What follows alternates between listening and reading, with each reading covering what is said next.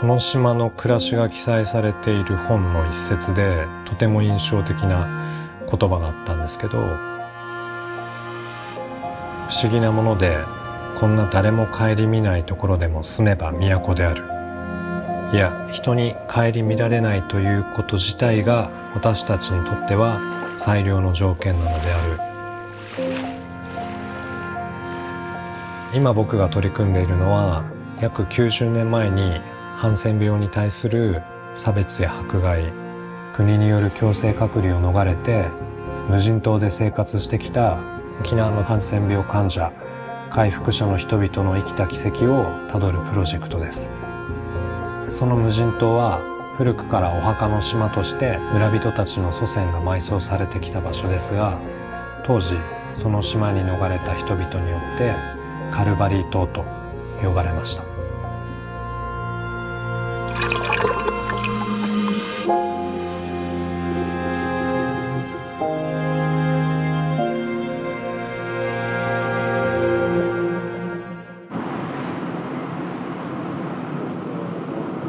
このプロジェクトに取り組もうと思ったきっかけは、新型コロナウイルスのパンデミックでした。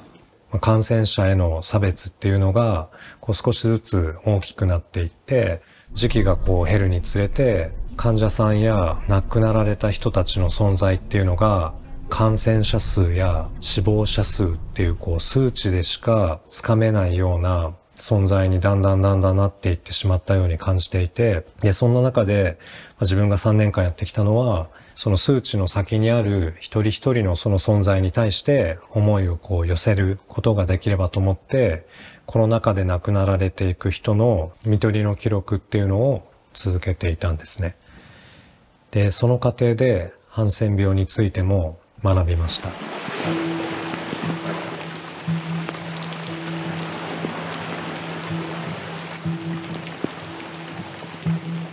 ハンセン病っていうのは古来から不治の病としてすごく恐れられてきた病気なわけですけど、1930年代には恐ろしい伝染病という誤った認識によって国が感染者の人たちを強制的に隔離する措置を取ることになったんですね。でその影響でハンセン病感染者の人たちへの迫害とか差別っていうのがより一層厳しくなっていったんですね。その影響の一つとして沖縄では患者さんたちが住んでいた家が焼き討ちに遭うっていうことが起きてしまって、ここで逃れた人々の向かった先がカルバリー島だったんですね。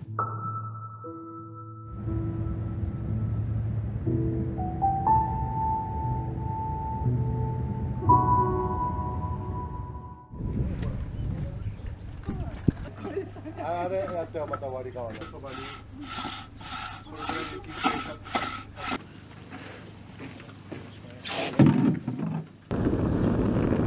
カルバリー島には水がなくて当然食料もない中で、患者さんたちは近海で漁を行ったり海藻を取ったり貝を取ったりっていうことで食を賄っていました。水に関して言えば島の中で井戸が出たわけではなかったので、本島の方まで船を使って水を汲みに行くわけなんですけれども、それもやはり人目を避けるために朝の早い時間に船を出していたということでした。カルバリー島での半年間の生活の後に患者さんたちは島を離れて今の療養所の前身となる施設を自分たちの手で作り上げていくことになるんですけれども、その施設においても沖縄戦の影響はあって300名を超える方々が犠牲に遭ったんですね。療養所では強制隔離の中で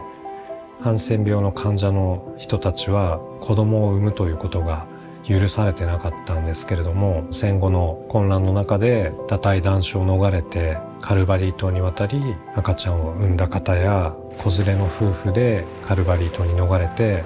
新しい命を育んでいったご家族もいたんですね。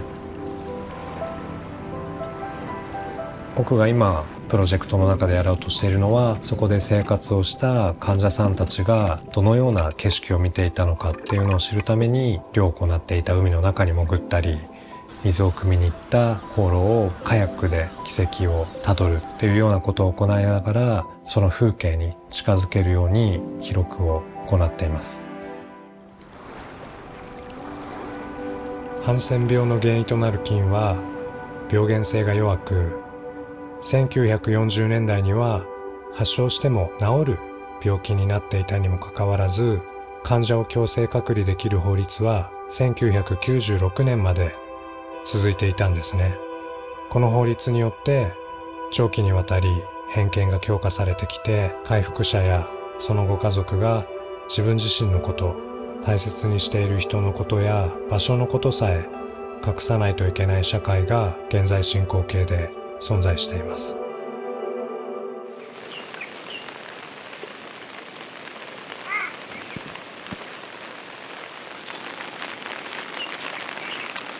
見えづらくなることを当事者の人たちまでもが望まないといけない社会っていうのが作り出されてきちゃってるんですよね。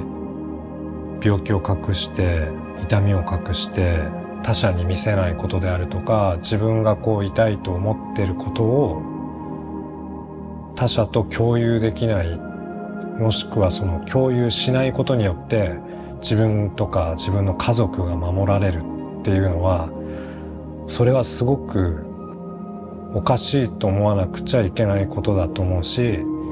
僕自身はまずはその当時患者さんたちが逃れた同じ地点に立って、その人たちが見てきただろう風景とか、その存在に思いを寄せることから始めたいと思っていて、そういう積み重ねの先に今の社会が直面しているものを乗り越える何か少しでもいいからきっかけみたいなものが作れたらいいなっていうのを